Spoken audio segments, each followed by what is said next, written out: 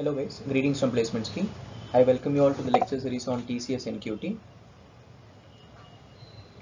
I've already recorded like 12 lectures I guess on this TCS NQT, and this is specifically on the test that was conducted on 27th October, and then just slot 1.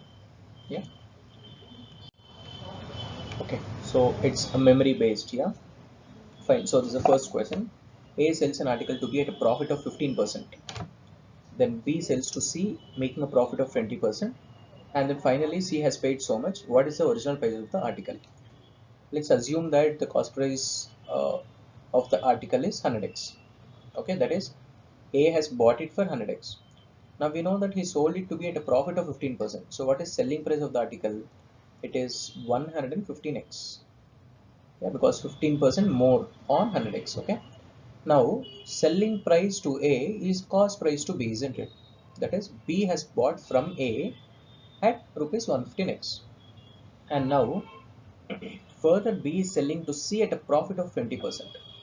Okay, so what is the selling price now? So we know that 10% on this is 11.5x, right? So 20% profit. So 20% is how much? It is 23x. Therefore 23x plus 115x, so the selling price should have been 138x. Okay, so this is the selling price of the article to B. That is B has sold the article to C for 138x. That is C has bought it for 138x. Yeah, this becomes a cost price to C. Now they told that C paid 690 all. So 138x, this value is given as 690. So what is the value of x? It is 5. Okay, now what are we supposed to find? What is the original price of the article? The original price of the article is how much? 100 into x. Yeah, 100 into x, that is 500 rupees. Therefore, the original price of the article is 5x, which is 500 rupees. Let's move on to the next question. If the area of the base of a right circular cone is 9856 and its height is 33, what is the curved surface area of the cone? Okay, what is the formula for curved surface area of the cone? It is pi RL. Yeah, we need to know the slant height, and we are given the area of the base. Okay, so we know area of the base is how much? It is pi r square. Yeah, so this is the base, right? In the figure we know area is pi r square, which is given as how much? 9856. Yeah, so let's simplify this. So what do we get? We get it as 22 by 7 into r square is equal to 9856. So let's cancel out things. 11 2 is 22, 11 8 is 88, we have 105, 11 9 is 99, 11 6 66. So we get r square is equal to 896. Okay, let's also divide by 2. 2 ones, 2 4s, 8, 2 4 48 into 7. Okay. Now we know that this is clearly divisible by 8, yeah, because 8 5 is 40, yeah. So therefore let's also write this as what? Let's write this as 8, right? So 8 into 8 5 is 40, 8 6 48 into 7. Okay, so what do we get? We get r square is equal to 56 square. Therefore we get the value of r as how much? It is 56. I hope the calculations are clear. Yeah, I'm just trying to split it such that we get a square term directly. Yeah. So therefore we have got the radius of the cone as 56 centimeters. Okay. What else? Now what is CSA of the cone? We know that it is pi r L. Yeah. We know the radius is already given. We have got it as 56, and then the height is also given, which is 33. Height is given. So we have the height and we have the radius. We have the height and we have the radius. Now how to find the slant height? We know slant height is what? Pythagoras theorem, square root of 56 square plus 33 square. Okay. Okay, you need to know to find the squares of numbers faster. Okay, so you know 56 square is 3136. Okay, and then 33 square is 1089. Yeah, so what do you get? 9 6 15 8 3 11 12 2 4 2 2 5. So therefore L is equal to the slant height is equal to square root of 4225. We know 4225 square root is 65. Okay, so the prerequisite is you need to know how to find the squares of numbers and square roots of numbers faster, or you can always use the on-screen calculator. Yeah, therefore you've got the slant height to be 65. Now what is the CSA of the cone? We know that it is pi RL. So what is it? We get it as 22 by 7 into R value. How much is it? We have got 56, right? 56 into the slant height value is 65. So what do we get? 7 1 7 8 56 Okay, so what do we get? 8 into 65 is 4 into 130, 520. So we get 520 into 22.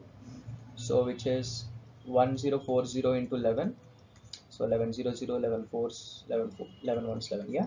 So therefore you get the CSA of the cone to be 11,440 centimeters square.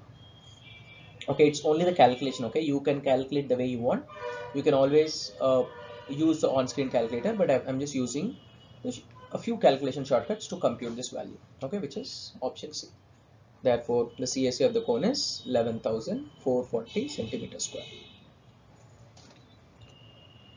Now, if not this, see, if not this, we can also go with the we can also go with the shortcut. What is that? We know the CSA of the cone is pi RL. So pi into R value, some R into L. Okay, now we already know the value of, do we know the value of H R or L? No, we are not sure of the value of R or L, right? Therefore, you can't really go about by that shortcut. I was trying to see if there is any divisibility rule shortcut that we can apply to get the answer, but no, not for this question. Okay, let me give some other example as and when it comes up. Yeah. Fine. The next question: a motorbike starts at a speed of 60 kilometers per hour, with its speed increasing by 12 kilometers per hour every 3 hours. Okay, in how many hours will it cover 480 kilometers? See, it starts with a speed of 60 kilometers per hour. So initially for the first 3 hours, the speed will be 60 kilometers per hour. Then what happens? It increases by 12 kilometers per hour every 3 hours. So in the next 3 hours, it should be what? 72 kilometers per hour. Further, it will be 84 kilometers per hour. Yeah, for the next 3 hours. 96. Then we have 108, so on and so forth. Yeah, fine. Now, traveling so, in how many hours will he cover 480 kilometers? So let's see. We know in 3 hours, if he travels at what, 60 kilometers per hour, so what is the distance covered? It is 180 kilometers. Yeah, 180 kilometers. Fine, but we know the distance is supposed to be 480. So let's move on to the next 3 hours. So in the next 3 hours, we know that he travels at a speed of 72 kilometers per hour. So how much distance can he cover? 72 into 3 is 216 kilometers. Now let's add these two and see where he stands now. So 280 plus 3, 216, we get it as 396. We know that the total distance that he's supposed to cover is 480. So how many more kilometers should he cover? He should cover 84 more kilometers. Okay, 84 more kilometers. Now we know that in the next 3 hours he travels at a speed of 84 kilometers per hour. Yeah, kilometers per hour. Therefore, how much time does he take? Every hour he can travel 84 kilometers. Therefore, to cover 84 kilometers, he takes one more hour. So what is the total duration he takes? It is 3 plus 3 plus 1, that is 7 hours to cover 480 kilometers. Yeah. So he covers 480 kilometers in 7 hours, which is option C. The difference between simple interest and compound interest calculated annually on a certain amount at rate 20% and time period is given is so much. So 248.2 is the difference between simple interest and compound interest for 2 years. Now what is the amount? Okay, so what is the principal? It's not given, so let's assume it's P. That is what we are supposed to find, right? And you know time is what? It is 2 years and rate of interest is 20%. Yeah. Now, what is the simple interest accrued in 2 years? What is the formula for simple interest? It is PTR by 100. Yeah, P into T into R by 100. So what is it here? P into time is 2 into R is 20 by 100. So we get it as 0.4P. Okay, so that is the simple interest accrued in 2 years. Now, what is the compound interest accrued in 2 years? You know, compound interest is what? Amount minus principal. What is the formula for amount? It is P into 1 plus R percent, R by 100, whole power N or whole power T, whatever, yeah, time period, minus P. So this is the formula for the compound interest.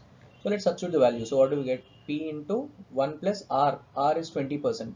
So 1 plus 20%, it is 120%. So it is 1.2 whole square because it's for 2 years minus P. So what do we get? We get 1.44 because 12 square is 144, right? Minus P. So we get the compound interest accrued is 0.44P. Fine, right? So now we have got the simple interest accrued for 2 years and compound interest accrued for 2 years. We are given that the difference between them is 248.2. This is already given, 248.2. So therefore, what can we say? We know that 248.2 is equal to what? Is equal to 0.44 minus 0.4. So you get the value as 0.04 into P. okay, because the difference is 0.44 minus 0.4. So what do we get? We get P is equal to 248.2 divided by 0.04 is what? It is 4 by 100. So I'm writing 4 by 100. So if you simplify it, you'll get the answer as 6205. Okay. So what is it now? What is the amount? That is, what is the principal is what we are asked for. Yeah. The principal is what? 6205. Is 6205. Okay. Now, if not going by the equations, we can also go by the pure concept, which is what? A time in the first year. In the first year, what is the simple interest accrued? Simple interest is what? PTR by 100. Yeah. So principal into time is 1 year into R is 20%. So what is it? How much is it? It is 0.2p. So this is the simple interest for the first year. We know that the compound interest is also same for the first year. It is the same. Simple interest and compound interest, they are the same in the first year. Okay, that's what we've got. Now in the second year, we know that the simple interest will always be the same. The first year it is 0.2p, the second year also 0.2p, third year also, yeah, it goes on, yeah. So therefore this is always the same. Whereas what is the compound interest? It is the previous year's interest plus interest on the previous year's interest. Is it clear?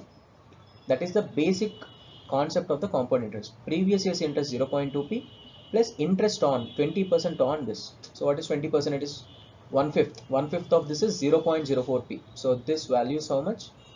This value is 0.04p. Okay. Now we are given that the difference between them for 2 years is so much. So what is the difference between simple interest and compound interest in the first year? It is 0, because both are same, right? So 0.2p, 0.2p. So they get cancelled out. You get the difference as 0. And in the second year, what is the difference? You have a 0.2p here, 0.2p here. So what is the only excess value that we have got? It is 0.04p. 0.04p. This value is given as 248.2 in the question. See, straight away you will get to this step, yeah, by using the basic concept. You can follow the way you are comfortable with. Okay, the perimeter of a rectangle is 82 and its diagonal is so much. What is the area of the rectangle? It's a very simple question. Now what is the perimeter? It is twice of L plus B. That value is given as 82. Yeah, so what is L plus B value? You get L plus B is equal to 41. Yeah, fine. What else? Diagonal of the rectangle. Diagonal is what? It is square root of L square plus B square. And this value is given as how much? It is 29. So therefore, if you square both, what do we get? L square plus B square is equal to 29 square, which is 841. Okay, this is what we have got. Now, what is the area of the rectangle? So how can we go about it? You have L square plus B square and you have L plus B. We need to know, we need the value of what area is what? L into B, right? So how shall we go about it? Let's square this equation. What do we get? We get L square plus B square plus 2LB, and this value is what? 41 square. 41 square is 1681. Okay. In that we already know L square plus B square value, which is 841. So 841 plus 2LB is equal to 1681.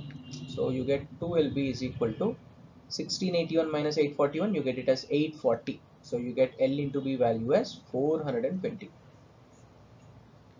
See, we need not find the individual values of L and B. Okay, just the product is enough. So directly we've got the product, which is 420 centimeter square. Therefore the area of the rectangle, that's what we've computed, which is option B. Mean of the following data. Okay, when the frequency and the class distribution table is given, so how to find the mean? So let's see. Okay, I'll just give out the formula first. The formula is what? Sigma f into x. Okay, f into x divided by sigma f. So that is the formula for finding mean. I'll explain as to what these are, okay, as we go along. So I've tried to write the same table as so. So these are the class intervals, and then you have the frequencies, and then now you have class mark. What is class mark? Class mark is nothing but the average of the lower class limit and the upper class limit. Okay, so average of 0 and 10, what is it? 0 plus 10 by 2, you get 5. Similarly, what is class mark for this? 10 plus 20 by 2, which is 15. 20 plus 30 by 2, which is 25. Yeah, if you fill that, you know that there is a difference of 10. So here also you should get 35. you should get 45 and then 55. Okay, so you have got the class marks. Now we will have to compute the multiplication of these two, f into x. That's what is given, f into x, frequency into class mark. So what is 3 into 5? It is 15. 15 into 6 it is 90. 25 into 7 is 175. 35 into 6 is 70 into 3, so which is 210. 3 into 45 is 135. 55 into 3 is how much? 53, sorry, 55 into 5 is 275. Okay, now what are we supposed to find? We are supposed to find the sigma, the frequency. That is, we should find the sum of all of this, and then we should find the sum of all of this and divide these two.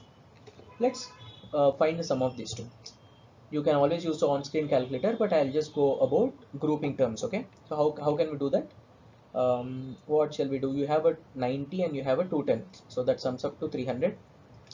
Then what else? So we have a 275 and then we have a 175. We know 275 plus 175, it is 350 plus 100, which is 450. So I've grouped those two terms as well. And then what? 15 plus 135, you get it as 150. So together how much is it? This 600 and this 900, 300. So you get the total value, total sum of all of this as 900. And then what is sum of the frequencies? 3 plus 6, 9, 9 plus 7, 16 plus 6, 22 plus 3, 25 plus 5, that is 30. Therefore, what is the value of sigma fx that you've got? Sigma fx value is 900. So the mean is sigma fx, that is 900, by sigma frequency, which is 30. So what is the mean of this observation? It is 30. Okay. So statistics based questions are procedure oriented. Okay. Just know the procedure, follow the procedure, and then you'll get the answer straight away. Yeah. Okay. A, B, and C enter into a partnership by investing so much in the ratio of 4:3:5.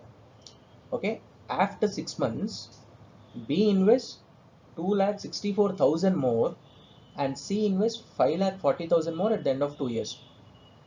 Now at the end of 3 years, the profits are shared in the ratio of 3:5:6. What is the initial investment of A? So the basic concept is, when the principals invested and the time periods invested are different, okay, then the profit ratios are always shared in the ratio of the investments into time period. Is it clear? When both are different, we'll always take the product of the investments and the time period for which they are invested and take the ratios. Fine. So let's take person A, person B, person C. There are three people. Initially, they've invested in the ratio of 4:3:5. So let me assume the ratio constant to be x, so that A invested 4x, B invested 3x, and then C invested 5x. Okay. Now after 6 months, B invests another 2,64,000. So after 6 months now, B invests 2,64,000. I'm taking it as 264k. 1000 I'm writing it as k, okay, for simplifications. And then C invests rupees 5,40,000, 540k at the end of 2 years. Fine. So let me write down the times now. Okay, so we know A invested 4x. A has not invested anything more. Yeah. And then the profit is calculated at the end of 3 years. Therefore, A invested 4x for the total duration 3 years. Okay, so what is the the product of investment into time? It is 4 into 3, that is 12x. Similarly, B has also invested 3x for the entire duration. Okay, B has also invested 3x for the entire duration, so it is also 3 years, and then 3x into 3 you get 9x. And if not that, B has also invested 264k after 6 months. That is, after 6 months he has invested. Therefore, he has invested 264k only for 2.5 years, isn't it? 2.5 years, because he's invested after 6 months. So we get the product as 264k into 2.5. Finally, we also know that C has invested 5x throughout 3 years. So 5 into 3, you get it as 15x. If not that, C has invested 540k at the end of 2 years. That is, he has invested 540k only for the last 1 year. We know that the total time duration is 3 years, right? Therefore, he has invested after 2 years. That is, he's invested this 540k only for 1 year. So 540k into 1, you get it as 540k. Okay, that's what we've got. As I told earlier, we know that the profits are always shared in the ratio of this investment and times, because the investment is different and the time is also different. Now we are given the ratio 3 is to 5 is to 6. So the ratio is given as 3 into 3 is to 5 is to 6.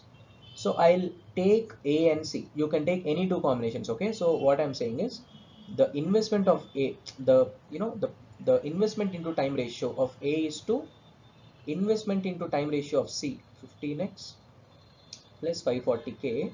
So this is given as 3 is to 6. Yeah. 3 is to 6 because this is the profit ratio that's given. So 3 is to 6, which is 1 by 2, right? Okay. So 3 1s 3 2s 1 by 2. So you get 24x is equal to 15x plus 540k, where k refers to 1000. So 24x minus 15x, you get 9x is equal to 540,000, 540k. So x is equal to 9 1s 9 6 54. So you get 60k. So what is it? X is equal to 60k is what? 60,000. Okay, that's what we've got. Now what are we supposed to find? We are supposed to find the investment of A. Investment of A is how much? It is 4x. So 4x, that is what? 4 into 60,000, you get it as 2,40,000. Therefore, the investment of A is 2,40,000. Okay. You can also take any other two pairs. You can take B's to C, but I'm not taking B's to C because this has two equations as such, whereas A has only 12x. No, so I've taken A and C. Okay. I've not even taken A is to B because again B has a computation 264k into 2.5. So why doing that? Therefore, this doesn't have any computation, right? So I've taken what? A is to C. I hope this is clear. Then the next question. A and B undertake a piece of work for rupees 720. Okay. Now A alone can do the work in 12 days. Okay. A alone can do the work in 12 days. Well, B alone can do the work in 16 days. If they get C's help, they can finish the work in 6 days. So if all the three are working, they can finish the work in 6 days. Okay, so how do we usually approach such questions? We'll take the total work to be the LCM of the given days. LCM of 12, 16 and 6 is what? It is 48. So I'm assuming the total work to be 48 units. So A can do, A can finish the total work of 48 units in 12 days. So what is A's efficiency? 48 by 12, which is how much? It is 4 units per day. That is, A can do 4 units in a day and B can do what? 48 by 16. It is 3 units in a day.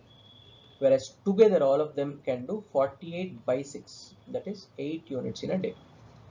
So clearly we know A's efficiency, which is 4 units per day from here. And B's efficiency is 3 units per day. I'm substituting here 3 units per day. So we know that 4 plus 3 plus C's efficiency is given as 8 units per day. So therefore, what is C's efficiency? It is 1 unit per day. Okay, 1 unit per day. So I'm writing that 1 unit per day. Then here you have B's is 3 units per day and A is 4 units per day. Okay. Now, if now what should C shares be? C share be if all the three of them are working. See, we know that A can do 4 units per day of work. B can do 3 units per day of work. Whereas C can do only 1 unit of day work. Okay. Now think logically, who should get paid more?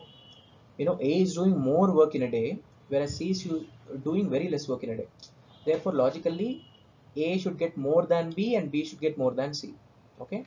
And specifically, the ratio in which the profits will be shared is the ratio of their efficiencies. So their efficiencies are in the ratio of what? 4 is to 3 is to 1, right? So therefore, the total profit, the total amount 720 is distributed among them in the ratio of 4 is to 3 is to 1. So therefore, what is C share then? C share is 1 part out of total parts. 4 plus 3 is 7, 7 plus 1, 8. 1/8 or 720. So 8 ones, 8 90s. So therefore, C has to get paid 90 rupees. Okay. So the profits are always shared in the ratio of their efficiencies. Please remember that. Okay.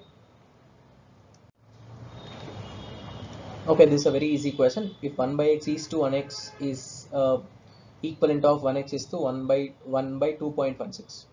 Okay, these are proportions. Okay, two ratios are equal here. Yeah, so 1 by 6 by 1 by x is equal to 1 by x by 1 by 2.16.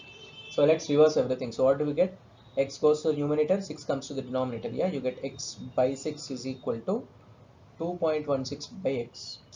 So you get x square is equal to 6 into 216. Yeah, it is what? Let me write it as 6 into okay, I'll write 2.16 as 216 by 100. Okay, so therefore what is the value of x that we get? X square is equal to 6 into, we know 216 is 6 cube by 100. Therefore the value of x is how much? It is 6 square by 10 square, 6 square by 10, sorry, yeah, which is 36 by 10, which is 3.6. Is it clear? I've just written 216 as 2.16 as 216 by 100. So 6 into 216, you have 6 power 4 in all. Therefore, if you take a square root, you get 6 square, and you have 100 in the denominator, so square root you get 10. So 6 square by 10 should give you the value of x to be 3.16. Sorry, 3.6, which is option D. Two cars A and B, which are 280 kilometers apart, start traveling at the same time. Okay, this is how they are, and then they are traveling at the same time. Now they are traveling in opposite direction. So A is traveling this way and B is traveling like this, and then they meet after 2 hours. Okay, they meet after 2 hours. In this case, they are meeting after 2 hours. And then there is a second case where these two guys are there, they are traveling, but they are traveling what? They are traveling towards each other. They are traveling towards each other, and then they are taking 14 hours to meet each other. 14 hours. Okay, now what did they say? They told A is meeting B after 14 hours. That means A is traveling at greater speed than B. Please remember that. Okay, see, if A is traveling in this direction, B is traveling in this direction, and A is meeting B, what does that mean? A is traveling at a greater speed. The speed of A is greater than speed of B. Okay, there are two conditions. Let's write down the equations. Okay, initial distance between cars, it is 280 kilometers. And then what is the relative speed when they're traveling in the opposite direction? You know, it is sum of the speeds. Opposite direction, it is sum of the speeds. Yeah.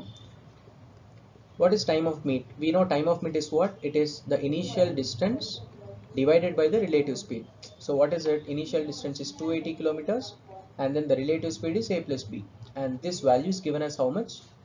Opposite direction, they meet after 2 hours. So this value is given as 2. So what does that mean?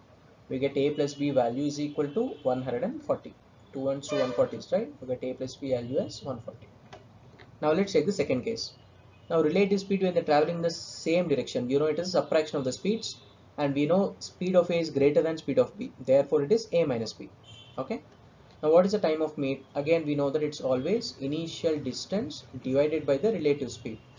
So what is the initial distance? It's always 280 by relative speed is A minus B, and this value is given as how much? It is given as 14 hours. 14 hours. So that implies we can say A minus B is equal to 14 ones, 14 20s. Yeah, it is 20. Okay, that's it, right? You've got two equations, two variables. You can always simplify it and get the value. You need to find the speed of car B. So let me write that A plus B is 140 and A minus B is equal to 20. Yeah. So we need the value of B. So let's subtract these two equations so that A gets cancelled. B minus of minus, it's plus, and then you have minus. So B plus B is 2B. 2B is equal to 120. So B speed is how much? It is 60 kilometers per hour. Okay. So the speed of the car B is how much? It is 60 kilometers per hour. Now if you want the speed of car A, just substitute in any of the equations. Yeah. You know that A is greater than B by 20. So A speed should be 80 kilometers per hour. Yeah. So this is what you're supposed to know. Time of meet is initial distance by relative speed. Okay, this is the formula that you're supposed to know. And relative speed when they're traveling in the opposite direction is the sum of the speeds, whereas the relative speed when they're traveling in the same direction is the difference of the speeds. So these are the ones that you're supposed to know to solve this question. A sum was lent at simple interest at a certain rate for 6 years. Had it been lent for 3% higher, it would have fetched rupees 540 more. What was the sum? That is, initially he has lent it out at a certain rate of interest for 6 years. Now if the rate of interest were 3% more, definitely if the rate of interest is more, you get more interest, right? So that's what they are saying. If he had been lent at 3% higher, he would have got 540 more as the interest is what is told. Okay. Now let's capture the data here. Principal, let's say P, we know the time is what, 6 years in both the cases. Yeah, 6 years, and the rate of interest is R%. So what is the simple interest? You know, it's PTR by 100. So P into time, 6 years into R by 100. Okay. Now in the second case, the principal is the same P, and then the time is also same, but now the rate of interest is what, R plus 3%. Okay. So what will be the simple interest now? PTR by 100. So P into time is what, 6 into, it is R plus 3 by 100. That's what we have. Okay. Now let me simplify this. So how can we write this? We can write this as P into 6 into R by 100 plus P into 6 into 3 by 100. Okay, I'm just splitting that. Okay, this is what we have. Now given that because of the increase in the rate of interest, he's got 540 more. So what can we say?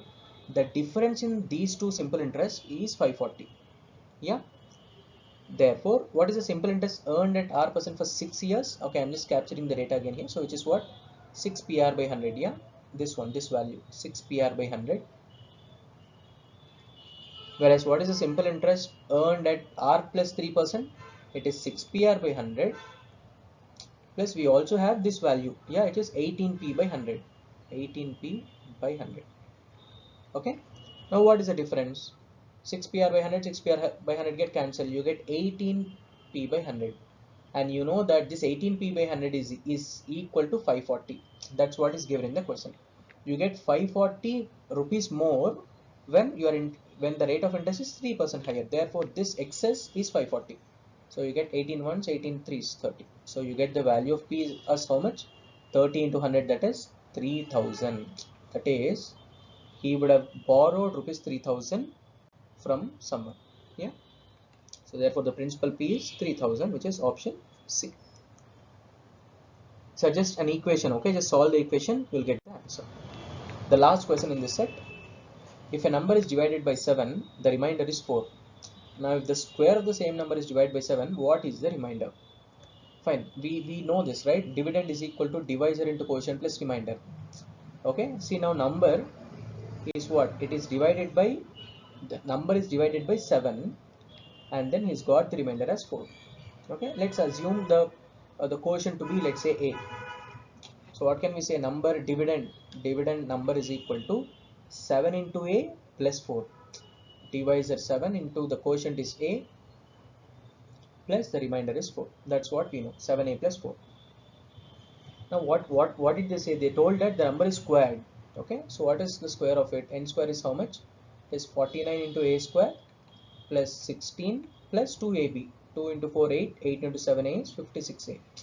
I have just used A plus B whole square formula. Okay. Now we are told that this number is divided by 7.